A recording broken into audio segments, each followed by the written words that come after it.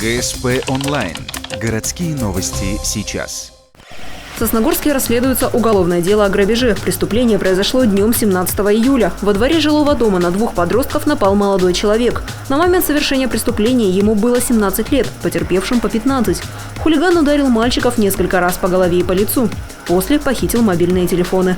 В его отношении возбуждено уголовное дело по статье «Грабеж с применением насилия». Проведена в том числе психиатрическая экспертиза в отношении обвиняемого. И в настоящий момент мы ждем результатов данной экспертизы, чтобы определить, вменяемым ли был молодой человек на момент совершения преступления и нет ли необходимости применения к нему принудительных мер медицинского характера.